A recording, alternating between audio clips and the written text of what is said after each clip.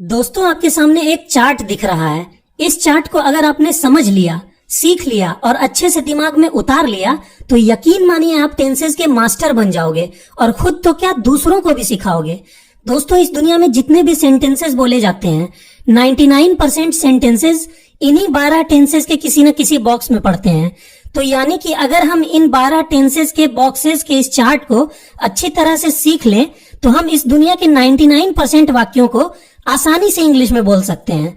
दोस्तों, इस वीडियो में टेंसेस की सारी चीजें कवर की गई हैं।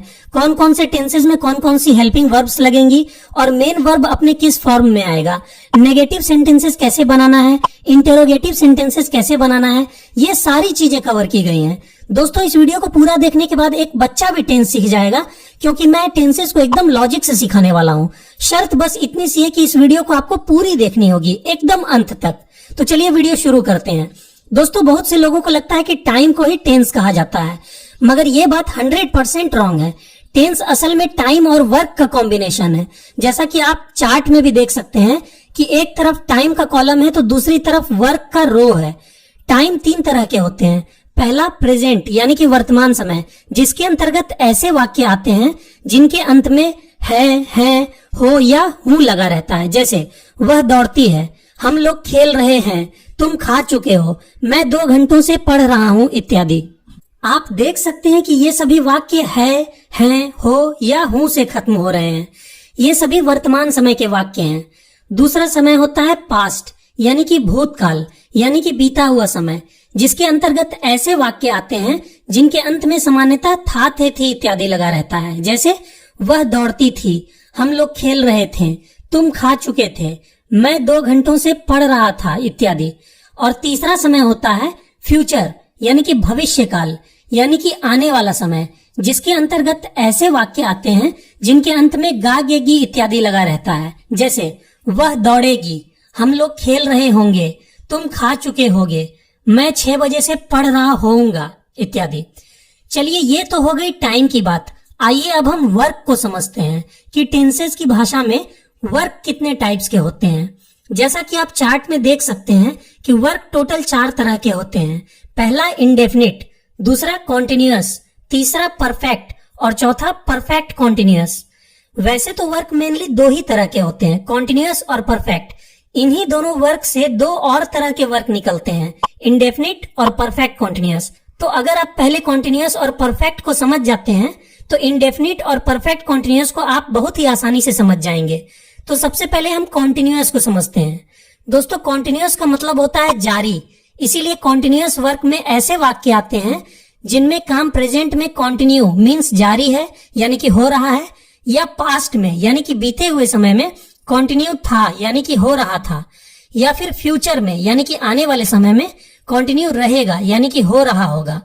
इसीलिए पहचान के रूप में कंटिन्यूअस वर्क के वाक्यों में रहा, रही, रहे इत्यादि शब्द जरूर आते हैं। जैसे मैं खा रहा हूं, या मैं खा रहा था, या मैं खा रहा होऊंगा इत्यादि। चलिए अब हम परफेक्ट वर्क को समझते हैं। दोस्तों, परफेक्ट का मतलब होता है पूर्ण यानी कि कंप्लीट। इसीलिए परफेक्ट वर्क में ऐसे वाक्य आते हैं जिनमें काम प्रेजेंट में यानी कि वर्तमान समय में परफेक्ट यानी कि पूरा हो चुका है, या पास्ट में यानी कि बीते हुए समय में परफेक्ट यानी कि पूरा हो चुका था, या फिर फ्यूचर में यानी कि भविष्य में परफेक्ट यानी कि पूरा हो चुका होगा। पहचान के रूप में परफेक्ट वर्क के वाक्यों में सामान्यतः चुका, चुकी, चुके इत्यादि शब्द आते हैं। जैसे मैं खा चुका हूं, या मैं खा चुका था, या मैं खा चुका रहूंगा इत्यादि। दोस्तों, इन 2 तरह के वर्क कॉन्टिन्यूअस और परफेक्ट से हमें 2 और तरह के वर्क मिलते हैं। पहला जो दोनों ही हो, परफेक्ट भी और कॉन्टिन्यूअस भी यानी कि परफेक्ट कॉन्टिन्यूअस, और दूसरा जो दोनों ही ना हो, ना तो परफेक्ट और ना ही कंटिन्यूअस। इस तरह के वर्क को हम इंडेफिनिट कहते हैं। दोस्तों, इन दोनों में से आइए सबसे पहले हम परफेक्ट कॉन्टिन्यूअस वर्क को अच्छी तरह समझते हैं। दोस्तों, परफेक्ट कॉन्टिन्यूअस ऐसा क्यों कहा गया? क्योंकि इसके अंतर्गत ऐसे वाक्य आते हैं जो थोड़े से पूरे यानी कि थोड़े से परफेक्ट हो चुके हैं और अभी भी जारी यानी कि कंटिन्यू है। ऐसा कैसे हो सकता है, इसको समझिए। जैसे मैं आपसे कहूं मैं पढ़ रहा हूं, तो ये काम सिर्फ कंटिन्यू है यानी कि जारी है। इससे ये पता नहीं चलता कि पढ़ने का काम कुछ पूरा हुआ भी है कि नहीं। लेकिन अगर मैं आपसे कहूं कि मैं 2 बजे से पढ़ रहा हूँ या मैं 3 घंटों से पढ़ रहा हूँ, तो हमें ये तो पता चलता है कि पढ़ने का काम अभी भी जारी है, यानी कि कंटिन्यू है। साथ ही साथ हमें ये भी पता चलता है कि पढ़ने का काम कुछ पूरा भी हो गया है। और ये हमें कैसे पता चलता है? उस समय यानी कि टाइम से जो वाक्य में दिया गया है, जैसे 2 बजे से या 3 घंटों से, क्योंकि इतने समय से या इतने समय में हमने काम का कुछ भी हिस्सा तो परफेक्ट यानी कि पूरा कर ही लिया होगा, चाहे वो समय कितना भी छोटा क्यों ना हो। इसीलिए आपको वाक्य में सिर्फ रहा रही रहे देखकर डायरेक्ट ये डिसाइड नहीं कर लेना है कि वो सिर्फ कंटिन्यूअस वर्क है। आपको वाक्य में ये भी देखना है कि कहीं समय भी तो नहीं दिया गया।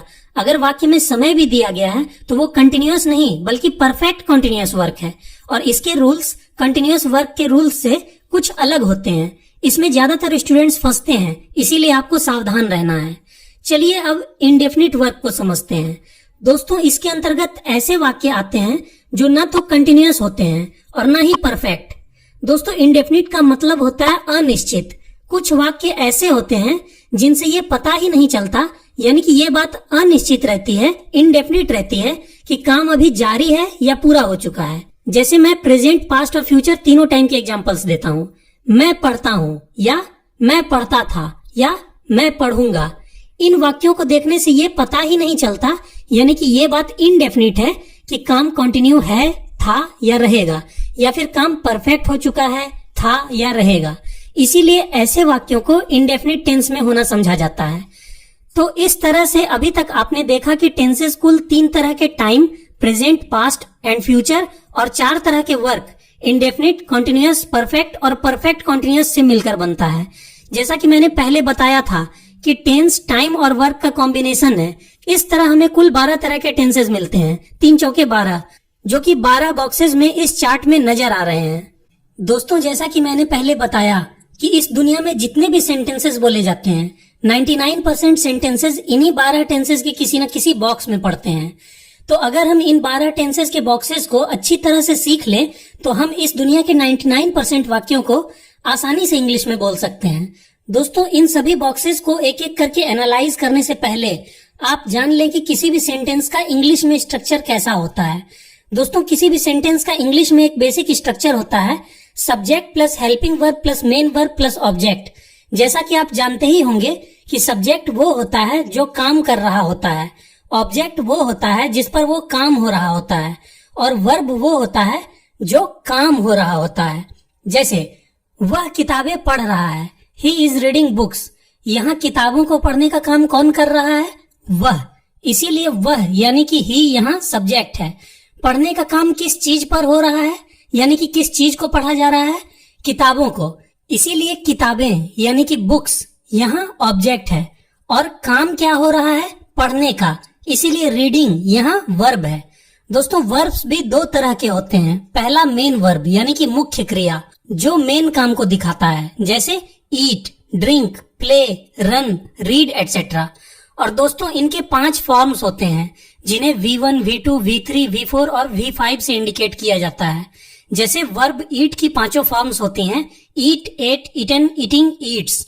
और दोस्तों, दूसरे तरह के वर्ब्स होते हैं हेल्पिंग वर्ब्स, जो मेन वर्ब की हेल्प करते हैं टेंसेस दिखाने में। इसके अंतर्गत do, does, did, is, am, are, was, were, has, have, had, shall, will जैसे वर्ड्स आते हैं। दोस्तों, हेल्पिंग वर्ब्स को हमेशा मेन वर्ब के पहले रखा जाता है। इसीलिए इंग्लिश में हमारा बेसिक सेंटेंस स्ट्रक्चर होता है subject plus helping verb plus main verb plus object. दोस्तों, ये एक बेसिक स्ट्रक्चर है। मैं बेसिक क्यों कह रहा हूँ? क्योंकि कुछ सेंटेंसेस ऐसे हो सकते हैं जिनमें ऑब्जेक्ट ना हो, कुछ सेंटेंसेस ऐसे हो सकते हैं जिनमें हेल्पिंग वर्ब ना हो, और कुछ सेंटेंसेस ऐसे भी हो सकते हैं जिनमें ना तो हेल्पिंग वर्ब हो और ना ही ऑब्जेक्ट। लेकिन किसी भी सेंटेंस में सब्जेक्ट और मेन वर्ब का होना एकदम जरूरी है, वरना वो सेंटेंस ही नहीं कहलाएगा। इन बातों को मैं आपको कुछ एग्जाम्पल्स की मदद से समझाता हूँ। जैसे शी इज कुकिंग फूड, वह खाना पका रही है। यहाँ subject, helping verb, main verb और ऑब्जेक्ट सभी हैं। दूसरा एग्जाम्पल देखिए, शी इज स्लीपिंग, वह सो रही है। यहाँ ऑब्जेक्ट नहीं है, सिर्फ सब्जेक्ट, हेल्पिंग वर्ब और मेन वर्ब है। अगला एग्जाम्पल देखिए, शी प्लेज फुटबॉल, वह फुटबॉल खेलती है। यहाँ सब्जेक्ट, मेन वर्ब और ऑब्जेक्ट तो हैं, लेकिन हेल्पिंग वर्ब नहीं है। अब एक लास्ट एग्जाम्पल देखिए, शी रन्स, वह दौड़ती है। यहाँ ना तो कोई हेल्पिंग वर्ब है और ना ही कोई ऑब्जेक्ट, सिर्फ सब्जेक्ट है और मेन वर्ब है। लेकिन दोस्तों बोलचाल में ज्यादातर सेंटेंसेस ऐसे होते हैं जिनमें सब्जेक्ट, ऑब्जेक्ट, हेल्पिंग वर्ब और मेन वर्ब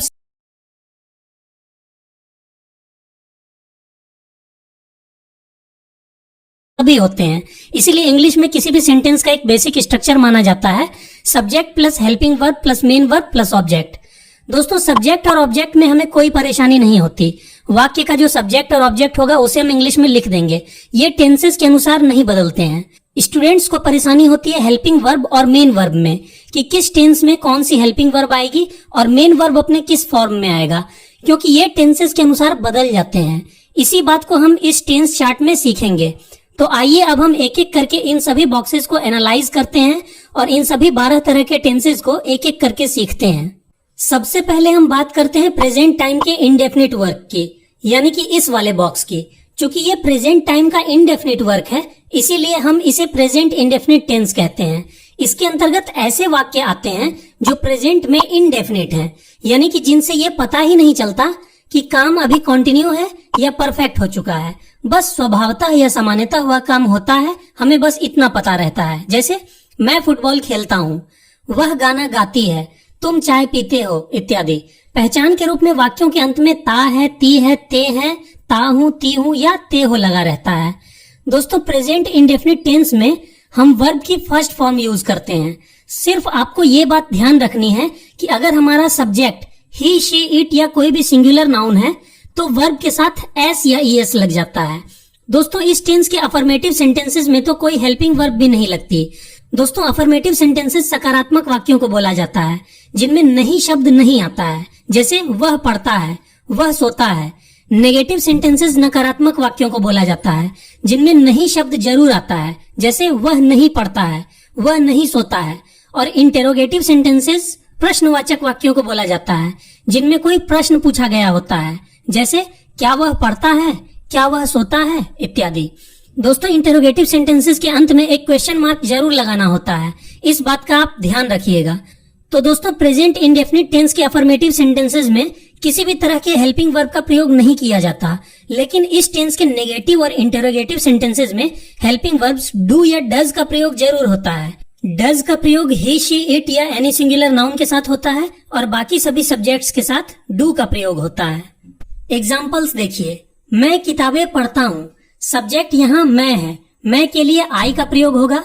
चूंकि ये प्रेजेंट इंडेफिनिट का अफर्मेटिव सेंटेंस है तो यहाँ कोई भी हेल्पिंग वर्ब नहीं लगेगी। मेन वर्ब है पढ़ता हूँ, इसके लिए रीड का प्रयोग होगा। और हमारा ऑब्जेक्ट है किताबें, जिसके लिए बुक्स का प्रयोग होगा। तो हमारा सेंटेंस हो गया आई रीड बुक्स। दूसरा एग्जाम्पल देखिए, मैं किताबें नहीं पढ़ता हूँ। ये प्रेजेंट इंडेफिनिट का एक नेगेटिव सेंटेंस है क्योंकि इसमें नहीं शब्द लगा हुआ है, इसीलिए इसमें तो हेल्पिंग वर्ब का प्रयोग जरूर होगा। चूंकि हमारा सब्जेक्ट है मैं यानी कि आई, इसीलिए हेल्पिंग वर्ब के रूप में डू का प्रयोग होगा। अगर हमारा सब्जेक्ट ही, शी, इट या कोई भी सिंगुलर नाउन होता तब हम डज का प्रयोग करते हैं, जैसा कि मैं आपको पहले भी बता चुका हूँ। नहीं शब्द के लिए नॉट का प्रयोग होगा, इसीलिए हमारा सेंटेंस हो जाएगा I do not read books. Not का प्रयोग हेल्पिंग वर्ब और मेन वर्ब के बीच में होता है। दोस्तों बहुत से बच्चे यहीं पर गलती करते हैं। वो सोचते हैं कि जैसे मैं किताबें पढ़ता हूँ, इसकी इंग्लिश होती है आई रीड बुक्स, इसीलिए मैं किताबें नहीं पढ़ता हूँ, इसकी इंग्लिश हो जाएगी आई नॉट रीड बुक्स। उन्हें लगता है कि नहीं शब्द के लिए सिर्फ हमें नॉट ही तो लगाना है। दोस्तों ये एक बहुत बड़ी मिस्टेक है और यही तो आपको टेंसेस में सीखना है। भले ही इसके अफर्मेटिव सेंटेंसेस में कोई भी हेल्पिंग वर्ब ना आती हो, लेकिन किसी भी सेंटेंस के नेगेटिव और इंटरोगेटिव सेंटेंसेस में हेल्पिंग वर्ब्स जरूर आती है। जैसे कि यहाँ पर हेल्पिंग वर्ब डू जरूर आएगी और हमारा करेक्ट सेंटेंस होगा I do not read books, मैं किताबें नहीं पढ़ता हूँ। अगला एग्जाम्पल देखिए, क्या तुम किताबें पढ़ते हो? ये प्रेजेंट इंडेफिनिट का एक इंटरोगेटिव सेंटेंस है क्योंकि इसमें एक प्रश्न पूछा गया है, इसीलिए इसमें भी हेल्पिंग वर्ब जरूर लगेगी। चूंकि हमारा सब्जेक्ट तुम है यानी कि यू, इसीलिए हेल्पिंग वर्ब के रूप में यहाँ भी डू का प्रयोग होगा। अगर हमारा सब्जेक्ट ही, शी, इट या कोई भी सिंगुलर नाउन होता तब हम डज का प्रयोग करते हैं।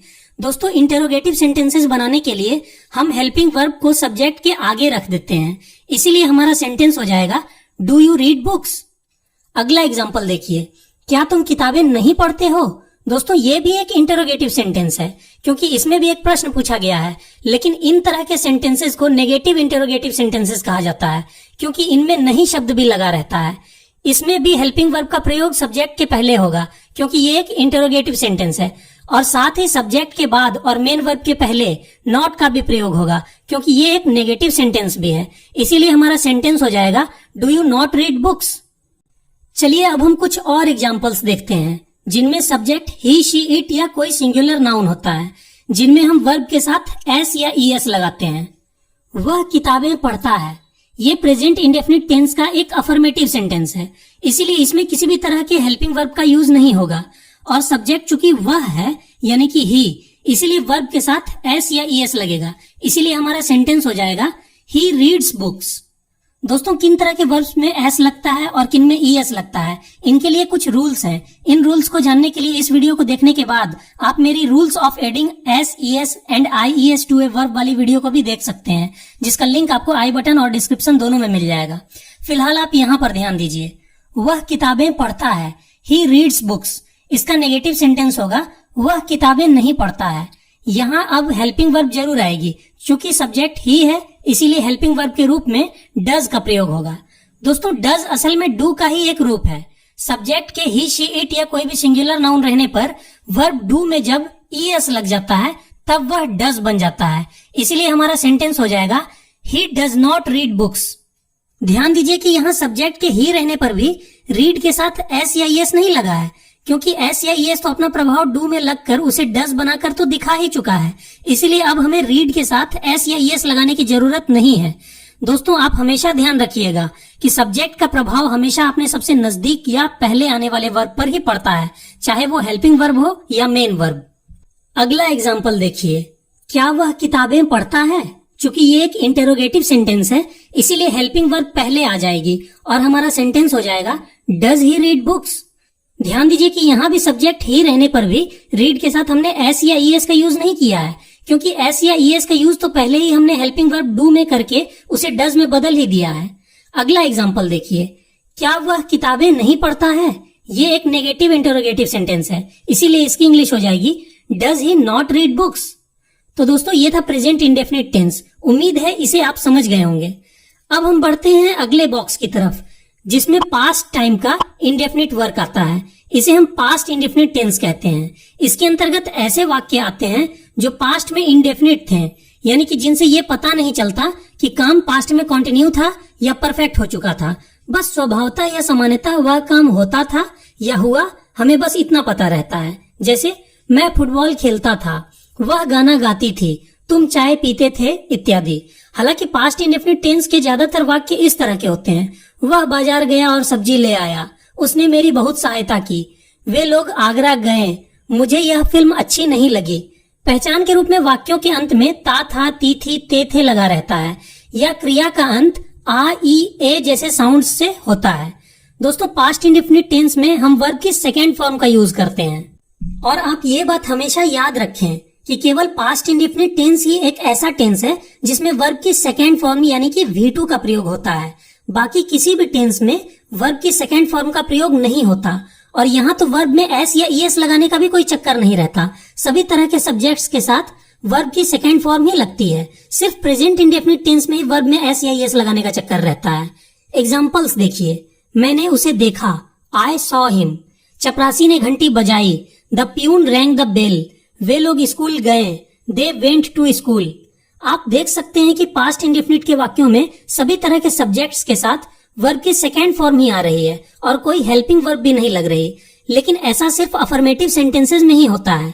इसके नेगेटिव और इंटेरोगेटिव सेंटेंसेस में हेल्पिंग वर्ब डिड का प्रयोग जरूर होगा, और डिड चूंकि डू का ही सेकेंड फॉर्म है इसीलिए सब्जेक्ट के साथ डिड के रूप में वर्ब की सेकेंड फॉर्म तो यूज हो ही जाएगी। इसीलिए अब मेन वर्ब अपने सेकेंड फॉर्म में नहीं रहेगा, बल्कि वो अपने बेस फॉर्म यानी कि फर्स्ट फॉर्म में वापस आ जाएगा। ये बहुत ध्यान देने वाली बात है, इसे एग्जांपल्स के माध्यम से समझिए। जैसे तुमने उसे देखा, यू सॉ हिम। ये पास्ट इंडेफिनिट का एक अफर्मेटिव सेंटेंस है, इसीलिए हेल्पिंग वर्ब का प्रयोग नहीं हुआ। इसका नेगेटिव सेंटेंस होगा तुमने उसे नहीं देखा। इसकी इंग्लिश होगी you did not see him. Negative sentence रहने के कारण इसमें हेल्पिंग वर्ब डिड आया है, और चूंकि अब पास्ट इंडेफिनिट टेंस को शो करने के लिए डू की सेकेंड फॉर्म डिड लग ही चुकी है, तो अब हमारा मेन वर्ब सॉ अपनी बेस फॉर्म यानी कि फर्स्ट फॉर्म सी में बदल गया है। क्योंकि इंडेफिनिट टेंसेस में मेन वर्ब का नेचर ही होता है अपने फर्स्ट फॉर्म में रहना। वो तो सब्जेक्ट और टेंसेस के प्रभाव में आकर अपने रूप बदलते हैं, लेकिन अगर सब्जेक्ट और टेंस का प्रभाव किसी हेल्पिंग वर्ब पर पड़ जाए तो मेन वर्ब इंडेफिनिट टेंसेस में अपने नेचर के अनुसार वापस अपनी फर्स्ट फॉर्म में ही आ जाता है। जैसा कि आपने प्रेजेंट इंडेफिनिट टेंस में भी देखा था कि जब उसमें हेल्पिंग वर्ब में डू या डज का यूज होता था तो वर्ब अपनी फर्स्ट फॉर्म में आ जाता था, उसमें एस या ईएस लगकर वह अपनी फिफ्थ फॉर्म में नहीं रहता था। क्या तुमने उसे देखा? ये एक इंटेरोगेटिव सेंटेंस है, इसीलिए इसमें भी हेल्पिंग वर्ब लगेगा और उसे सब्जेक्ट के पहले रखा जाएगा, इसीलिए हमारा सेंटेंस हो जाएगा did you see him. Next example देखिए, क्या तुमने उसे नहीं देखा? Did you not see him. तो दोस्तों मुझे लगता है कि अब आप पास्ट इंडेफिनिट टेंस को अच्छे से समझ गए होंगे। आइए अब हम last indefinite tense future indefinite tense को देखते हैं। इसके अंतर्गत ऐसे वाक्य आते हैं जो फ्यूचर में इंडेफिनिट होंगे, यानी कि जिनसे ये पता ही नहीं चलता कि काम फ्यूचर में कंटिन्यू रहेगा या परफेक्ट हो चुका रहेगा। बस स्वभावतः या सामान्यतः वह काम होगा, हमें बस इतना पता रहता है। जैसे मैं फुटबॉल खेलूंगा, वह गाना गाएगी, तुम चाय पियोगे इत्यादि। पहचान के रूप में क्रिया के अंत में गागेगी इत्यादि लगा रहता है। दोस्तों आपने प्रेजेंट इंडेफिनिट और पास्ट इंडेफिनिट टेंसेस के अफर्मेटिव सेंटेंसेस में देखा था कि उनमें हेल्पिंग वर्ब्स का प्रयोग नहीं होता था, सिर्फ उनके नेगेटिव और इंटरोगेटिव सेंटेंसेस में ही हेल्पिंग वर्ब्स का प्रयोग होता था। मगर फ्यूचर इंडेफिनिट टेंस के सभी तरह के सेंटेंसेस में, चाहे वो अफर्मेटिव हो, नेगेटिव हो या इंटरोगेटिव हो, सभी में हेल्पिंग वर्ब का प्रयोग जरूर होता है। वास्तव में सिर्फ प्रेजेंट इंडेफिनिट और पास्ट इंडेफिनिट टेंसेस के अफर्मेटिव सेंटेंसेस को छोड़कर बाकी सभी तरह के टेंसेस के अफर्मेटिव सेंटेंसेस में भी हेल्पिंग वर्ब्स का प्रयोग जरूर होता है। यानी कि अब मैं आगे जो भी टेंसेस आपको सिखाऊंगा उन सभी में, सभी तरह के सेंटेंसेस में मेन वर्ब के पहले हेल्पिंग वर्ब भी जरूर आएगा। फिलहाल हम फ्यूचर इंडेफिनिट टेंस को देखते हैं। इनमें हेल्पिंग वर्ब के रूप में फ्यूचर टेंस को दिखाने के लिए शैल या विल का प्रयोग होता है। आई और वी के साथ शैल का यूज होता है और बाकी सभी सब्जेक्ट्स के साथ विल का यूज होता है। हालांकि मॉडर्न इंग्लिश में अब सभी तरह के सब्जेक्ट्स के साथ विल ही लगा दिया जाता है, लेकिन फिर भी फॉर्मल इंग्लिश में अभी भी आई और वी के साथ शैल का यूज होता है। दोस्तों यहाँ पर आप एक बात समझिए और नोट कीजिए कि शैल या विल हेल्पिंग वर्ब का प्रयोग फ्यूचर टेंस को दिखाने के लिए किया जाता है।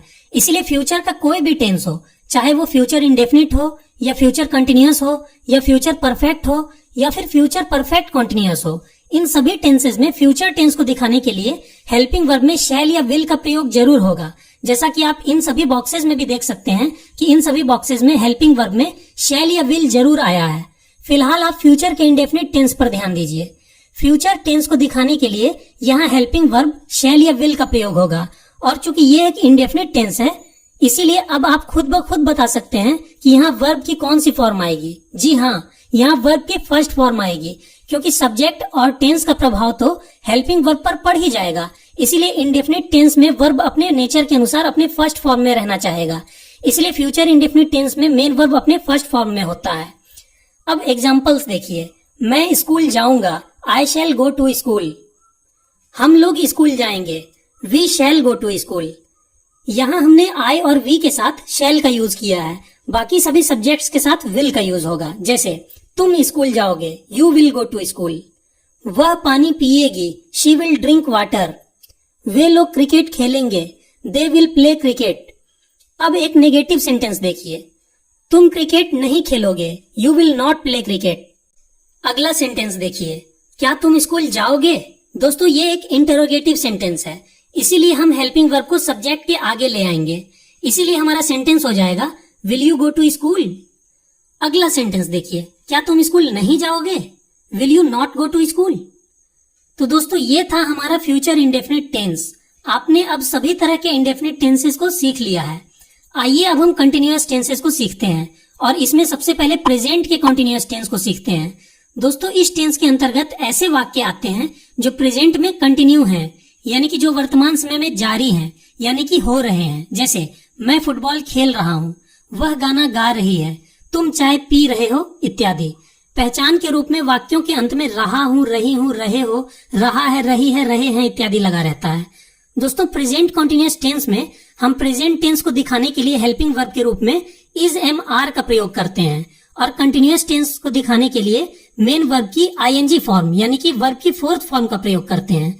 दोस्तों वर्ब की आईएनजी फॉर्म किसी भी काम के जारी रहने को दर्शाता है, इसीलिए इसका प्रयोग होता ही है कंटिन्यूटी दिखाने के लिए। इसीलिए आप इन बॉक्सेस में भी गौर कर सकते हैं कि कंटिन्यूअस का कोई भी टेंस हो, चाहे वो प्रेजेंट कंटिन्यूअस हो या पास्ट कंटिन्यूअस हो या फ्यूचर कंटिन्यूअस हो, सभी में मेन वर्ब के रूप में वर्ब की आईएनजी फॉर्म का प्रयोग जरूर हुआ है। यहाँ तक कि गौर कीजिए कि परफेक्ट कंटिन्यूअस के भी सभी टेंसेज में मेन वर्ब के रूप में वर्ब की आईएनजी फॉर्म का ही यूज किया गया है, क्योंकि आखिरकार ये सब भी तो एक तरह के कंटिन्यूअस टेंसेज ही हैं। तो आपको याद रखना है कि किसी भी टेंस में कंटिन्यूअस शब्द आने का मतलब ही है मेन वर्ब के रूप में वर्ब की आईएनजी फॉर्म का आना। फिलहाल आप प्रेजेंट कंटिन्यूअस टेंस पर ध्यान दीजिए। यहाँ कंटिन्यूटी को दिखाने के लिए मेन वर्ब में वर्ब की आईएनजी फॉर्म आएगी और प्रेजेंट टेंस को दिखाने के लिए हेल्पिंग वर्ब में इज, एम या आर का यूज होगा। दोस्तों एम का यूज सिर्फ आई के साथ होता है, इज का प्रयोग सिंगुलर नंबर वाले सब्जेक्ट्स यानी कि एक वचन के साथ होता है और आर का प्रयोग प्लूरल नंबर वाले सब्जेक्ट्स यानी कि बहुवचन के साथ होता है। और यू के साथ प्रेजेंट कंटिन्यूअस टेंस में हमेशा आर का ही यूज होता है। एग्जांपल्स देखिए, मैं किताबें पढ़ रहा हूं, आई एम रीडिंग बुक्स। तुम किताबें पढ़ रहे हो, यू आर रीडिंग बुक्स। वह किताबें पढ़ रहा है, ही इज रीडिंग बुक्स। वे लोग किताबें पढ़ रहे हैं, दे आर रीडिंग बुक्स। अगले एग्जांपल्स देखिए, वह किताबें नहीं पढ़ रहा है, he is not reading books. क्या वह किताबें पढ़ रहा है, इज ही रीडिंग बुक्स। क्या वह किताबें नहीं पढ़ रहा है, is he not reading books. यहाँ इंटेरोगेटिव सेंटेंसेस रहने के कारण हेल्पिंग वर्ब को सब्जेक्ट के आगे कर दिया गया है। चलिए अब हम बढ़ते हैं अपने अगले बॉक्स की तरफ, जो है पास्ट का कंटिन्यूअस टेंस। दोस्तों पास्ट कंटिन्यूअस टेंस के अंतर्गत ऐसे वाक्य आते हैं जो पास्ट में कंटिन्यू थे, यानी कि बीते हुए समय में जारी थे, यानी कि हो रहे थे। जैसे मैं फुटबॉल खेल रहा था, वह गाना गा रही थी, तुम चाय पी रहे थे इत्यादि। पहचान के रूप में वाक्यों के अंत में रहा था, रही थी, रहे थे इत्यादि लगा रहता है। दोस्तों यहाँ कंटिन्यूअस टेंस रहने के कारण मेन वर्ब में तो वर्ब की आईएनजी फॉर्म ही लगेगी, लेकिन चूंकि ये पास्ट का कंटिन्यूअस टेंस है इसीलिए यहाँ हेल्पिंग वर्ब के रूप में इज, एम, आर की जगह पर इसके पास्ट फॉर्म वाज या वर का प्रयोग होगा। सिंगुलर सब्जेक्ट के साथ वाज का प्रयोग होता है और प्लूरल सब्जेक्ट के साथ वर का, लेकिन यू के साथ पास्ट कंटिन्यूअस टेंस में हमेशा वर का ही प्रयोग होता है। एग्जाम्पल्स देखिए, वह फुटबॉल खेल रहा था, ही वॉज प्लेइंग फुटबॉल। मैं बाजार जा रहा था, I was going to market. वे लोग नाच रहे थे, दे वर डांसिंग। अगले एग्जाम्पल्स देखिए, वह बाजार नहीं जा रहा था, he was not going to market. क्या वह बाजार जा रहा था, was he going to market. क्या वह बाजार नहीं जा रहा था, was he not going to market. तो दोस्तों ये था पास्ट कंटिन्यूअस टेंस। चलिए अब हम लास्ट कंटिन्यूअस टेंस, फ्यूचर के continuous tense, future continuous tense को देखते हैं। दोस्तों इसके अंतर्गत ऐसे वाक्य आते हैं जो फ्यूचर में कंटिन्यू रहेंगे, यानी कि आने वाले समय में जारी रहेंगे, मतलब भविष्य में हो रहे होंगे। जैसे मैं किताबें पढ़ रहा होऊंगा, वह फुटबॉल खेल रहा होगा, तुम गाना गा रहे होगे इत्यादि। पहचान के रूप में वाक्यों के अंत में रहा होऊंगा, रही होंगी, रहा होगा, रही होगी, रहे होंगे इत्यादि लगा रहता है। दोस्तों फ्यूचर टेंस के कारण यहाँ हेल्पिंग वर्ब में शैल या विल का यूज होगा और कंटिन्यूअस टेंस रहने के कारण मेन वर्ब में वर्ब की आईएनजी फॉर्म का यूज होगा। लेकिन हमें यहाँ एक बात एकदम ध्यान रखनी है कि फ्यूचर कंटिन्यूअस टेंस में हमें मेन वर्ब के पहले एक और हेल्पिंग वर्ब बी को भी लगाना होता है।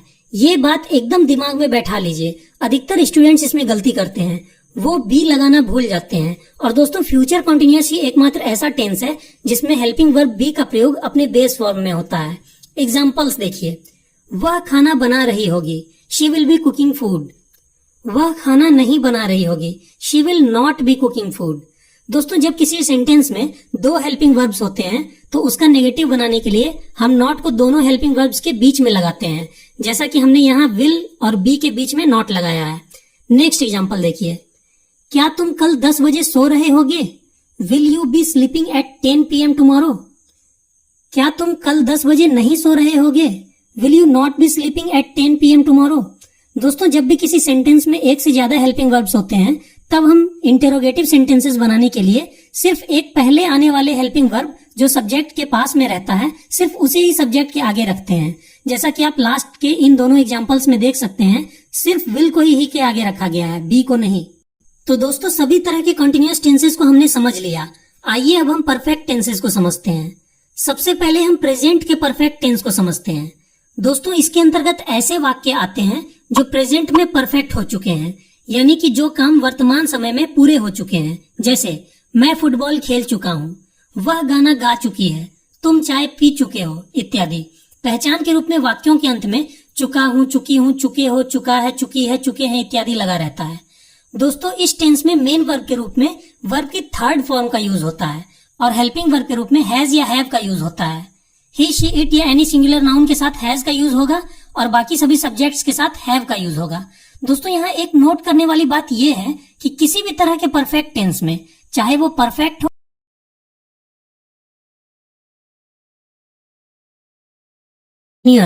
हेल्पिंग वर्ब में हैज, हैव या हैड का प्रयोग जरूर होता है। जैसा कि आप चार्ट में भी देख सकते हैं, परफेक्ट और परफेक्ट कंटिन्यूअस के प्रेजेंट, पास्ट और फ्यूचर सभी टेंसेस में हेल्पिंग वर्ब के रूप में हैज, हैव या हैड जरूर आया है। आपको ये याद रखना है कि परफेक्ट शब्द आने का मतलब ही है हेल्पिंग वर्ब में हैज, हैव या हैड का आना।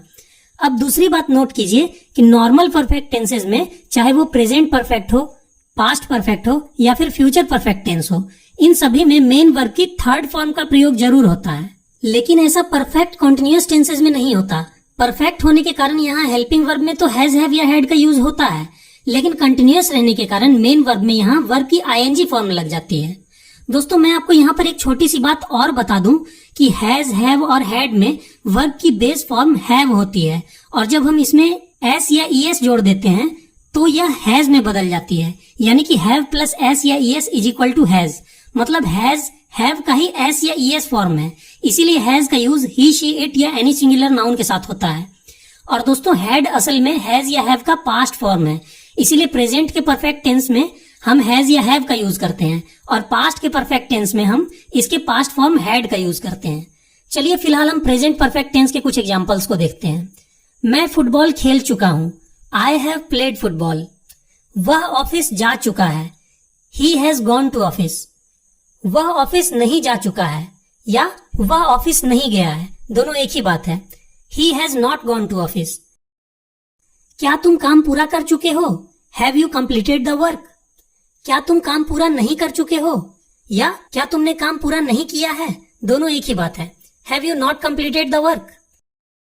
चलिए अब हम अगले परफेक्ट टेंस को देखते हैं जो कि है पास्ट परफेक्ट टेंस। दोस्तों इसके अंतर्गत ऐसे वाक्य आते हैं जो पास्ट में परफेक्ट हो चुके थे, यानी कि जो काम भूतकाल में पूरे हो चुके थे। जैसे मैं फुटबॉल खेल चुका था, वह गाना गा चुकी थी, तुम चाय पी चुके थे इत्यादि। पहचान के रूप में वाक्यों के अंत में चुका था, चुकी थी, चुके थे इत्यादि लगा रहता है। चूंकि परफेक्ट टेंस है इसीलिए मेन वर्ब में वर्ब की थर्ड फॉर्म का यूज होगा और चूंकि पास्ट का परफेक्ट टेंस है इसलिए हेल्पिंग वर्ब में पास्ट टेंस को शो करने के लिए हैज या हैव का पास्ट फॉर्म हैड का प्रयोग होगा सभी तरह के सब्जेक्ट्स के साथ। एग्जांपल्स देखिए। मैं फुटबॉल खेल चुका था, आई हैड प्लेड फुटबॉल। वह ऑफिस जा चुका था, he had gone to office. वह ऑफिस नहीं जा चुका था या वह ऑफिस नहीं गया था, दोनों एक ही बात है। He had not gone to office. क्या तुम काम पूरा कर चुके थे? Had you completed the work. क्या तुम काम पूरा नहीं कर चुके थे या क्या तुमने काम पूरा नहीं किया था, दोनों एक ही बात है। Had you not completed the work. चलिए अब हम last perfect tense future perfect tense को समझते हैं। दोस्तों इसके अंतर्गत ऐसे वाक्य आते हैं जो फ्यूचर में परफेक्ट हो चुके होंगे, यानी कि जो काम भविष्य में पूरे हो चुके होंगे। जैसे मैं फुटबॉल खेल चुका होऊंगा, वह ऑफिस जा चुका होगा, तुम कल इस समय तक आगरा पहुंच चुके होगे, वे लोग रविवार तक काम पूरा कर चुके होंगे इत्यादि। पहचान के रूप में वाक्यों के अंत में चुका होऊंगा, चुकी होंगी, चुका होगा, चुकी होगी, चुके होंगे इत्यादि लगा रहता है। चूंकि ये परफेक्ट टेंस है तो मेन वर्ब में वर्ब की थर्ड फॉर्म ही लगेगी, साथ ही हेल्पिंग वर्ब में हैव का भी यूज होगा। लेकिन चूंकि ये एक फ्यूचर टेंस भी है इसीलिए फ्यूचर टेंस को दिखाने के लिए हेल्पिंग वर्ब में शैल या विल का भी यूज होगा। दोस्तों यहाँ पर एक ध्यान देने वाली बात यह है कि इस टेंस में चाहे कोई भी सब्जेक्ट हो, हेल्पिंग वर्ब हैव अपने बेस फॉर्म हैव में ही रहेगा। सब्जेक्ट के ही, शी, इट या कोई भी सिंगुलर नाउन रहने पर भी वो हैज में नहीं बदलेगा, क्योंकि सब्जेक्ट और टेंस का प्रभाव तो इसके पहले आने वाले हेल्पिंग वर्ब शैल या विल पर पड़ ही जाएगा। इसीलिए हैव पर अब सब्जेक्ट का प्रभाव नहीं पड़ेगा, इसीलिए सब्जेक्ट के अनुसार हैव अपने फॉर्म को चेंज नहीं करेगा। वो इस टेंस में सभी तरह के सब्जेक्ट्स के साथ अपने बेस फॉर्म हैव के ही रूप में आएगा। चलिए कुछ एग्जांपल्स देखते हैं। मैं फुटबॉल खेल चुका रहूंगा, आई शैल हैव प्लेड फुटबॉल। वह ऑफिस जा चुका रहेगा, he will have gone to office। दोस्तों आप यहाँ देख सकते हैं कि सब्जेक्ट के ही रहने पर भी यहाँ हमने इसके साथ हैज का यूज नहीं किया बल्कि हैव का यूज किया है, क्योंकि ही का इफेक्ट तो पहले आने वाले हेल्पिंग वर्ब विल पर पड़ ही चुका है। अगले एग्जांपल्स देखिए, वह ऑफिस नहीं जा चुका रहेगा, जिसे हम इस तरह भी कह सकते हैं, वह ऑफिस नहीं गया रहेगा, he will not have gone to office। क्या तुम काम पूरा कर चुके रहोगे, will you have completed the work। क्या तुम काम पूरा नहीं किए रहोगे, will you not have completed the work। तो दोस्तों सभी तरह के परफेक्ट टेंसेस को हमने समझ लिया। आइए अब हम तीनों तरह के परफेक्ट कॉन्टिन्यूअस टेंसेस को समझते हैं। दोस्तों जैसा कि इस वीडियो में मैं आपको पहले भी इसके बारे में बता चुका हूं कि ये है तो एक तरह का कॉन्टिन्यूअस टेंस ही, यानी कि इसमें हमें ये पता रहता है कि काम जारी है, यानी कि अभी हो रहा है, लेकिन साथ ही साथ हमें ये भी पता रहता है कि काम का कुछ हिस्सा पूरा भी हो चुका है, यानी कि कुछ हिस्सा परफेक्ट भी हो चुका है, क्योंकि हमें यहाँ समय के बारे में भी बताया गया रहता है कि काम कुछ समय से चालू है। जैसे मैं 2 घंटों से पढ़ रहा हूँ, वह 4 बजे से सो रहा था, हम लोग 3 दिनों से काम कर रहे हैं। दोस्तों इन तरह के सेंटेंसेस में चूंकि समय का भी जिक्र है कि काम इतने समय से चालू है, जैसे 2 घंटों से या 4 बजे से या 3 दिनों से, इसीलिए ये तो पक्का है कि इतने समय में काम का कुछ भी हिस्सा तो जरूर पूरा हुआ होगा, यानी कि परफेक्ट हुआ होगा। अब चूंकि काम का कुछ हिस्सा कुछ समय में परफेक्ट भी हो चुका है और काम अभी भी कंटिन्यू है, इसीलिए इसे हम परफेक्ट कॉन्टिन्यूअस टेंस कहते हैं। दोस्तों परफेक्ट कॉन्टिन्यूअस टेंसेस हिंदी में आसान दिखते हैं, लेकिन इंग्लिश में इसे बनाना थोड़ा कॉम्प्लेक्स है। ये सिंपल कॉन्टिन्यूअस टेंसेस नहीं है, इस बात का हमेशा ध्यान रखिएगा। बहुत से स्टूडेंट्स इसमें गलती करते हैं क्योंकि इसका स्ट्रक्चर सिंपल कॉन्टिन्यूअस टेंसेस के स्ट्रक्चर से थोड़ा अलग होता है, लेकिन अगर आप लॉजिक के साथ इसे समझिएगा तो इसे बहुत ही आसानी से समझ जाइएगा। दोस्तों परफेक्ट कॉन्टिन्यूअस टेंसेस में कैसी मेन वर्ब आएगी और कौन सी हेल्पिंग वर्ब जरूर आएगी, ये आप खुद भी ट्रेस कर सकते हैं अगर आप लॉजिक लगाकर देखें तो। देखिए चूंकि ये एक तरह का कॉन्टिन्यूअस टेंस ही है, इसीलिए मेन वर्ब में तो वर्ब की आईएनजी फॉर्म ही आएगी, ये बात तो पक्की है, जैसा कि आपने कॉन्टिन्यूअस टेंसेस में देखा था।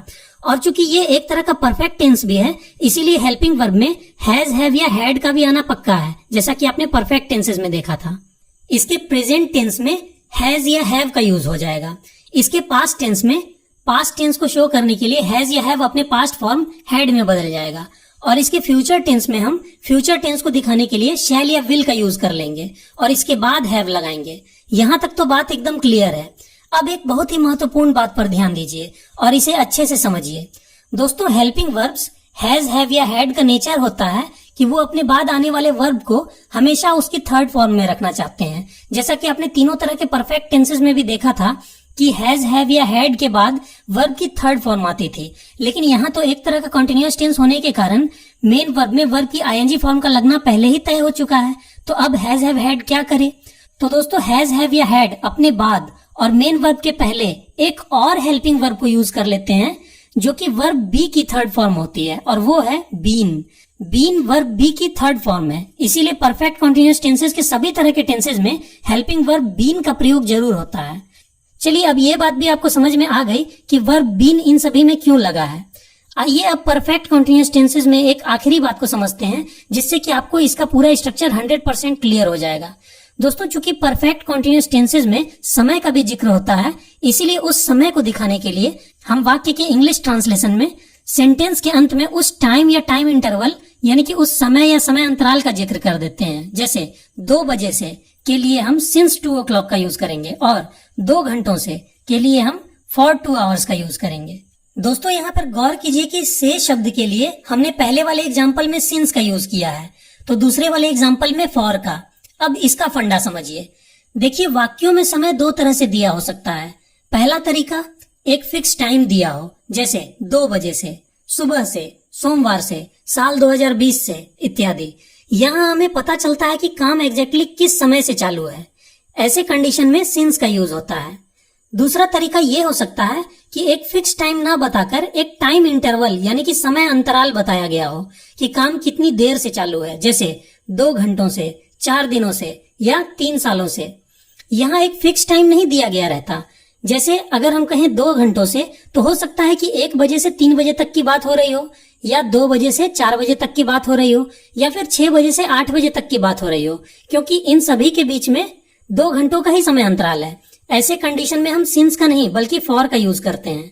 आपको बस सिंपली ये याद रखना है कि फिक्स टाइम में आपको सिंस का यूज करना है और टाइम इंटरवल यानी कि समय अंतराल में आपको फॉर का यूज करना है। जैसे 3 बजे से सिंस 3 o'clock, लेकिन 3 घंटों से के लिए फॉर 3 hours, 3 दिनों से के लिए फॉर 3 days, 3 सालों से के लिए फॉर 3 years, लेकिन सोमवार से के लिए सिंस मंडे, साल 2020 से के लिए सिंस ईयर 2020।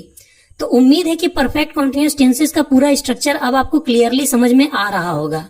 चलिए अब हम इसके तीनों tenses, present perfect continuous tense, past perfect continuous tense और फ्यूचर परफेक्ट कॉन्टिन्यूअस टेंस को एक एक करके अच्छे से समझ लेते हैं और हमारा टेंसेस पूरी तरह से कंप्लीट हो जाएगा। सबसे पहले हम प्रेजेंट के परफेक्ट कॉन्टिन्यूअस टेंस को देखते हैं। जैसा कि अब आप जानते हैं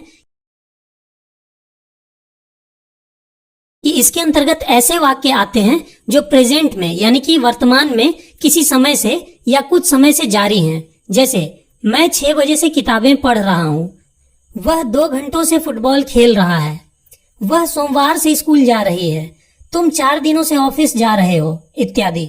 दोस्तों, चूंकि इसमें एक तरह का प्रेजेंट का परफेक्ट टेंस है, इसीलिए हेल्पिंग वर्ब के रूप में हमने हैज या हैव का यूज किया है और उसके बाद वर्ब की थर्ड फॉर्म यूज करनी होगी तो हमने एक और हेल्पिंग वर्ब बीन का यूज कर लिया है जो कि वर्ब बी की थर्ड फॉर्म है। अब चूंकि ये एक तरह का कंटिन्यूअस टेंस भी है, इसीलिए हमने आगे मेन वर्ब में वर्ब की आईएनजी फॉर्म का यूज किया है। उसके बाद हम सिंस या फॉर लगाकर टाइम का जिक्र कर देंगे। एग्जाम्पल्स देखिए, मैं 5 बजे से फुटबॉल खेल रहा हूँ, I have been playing football since 5 o'clock।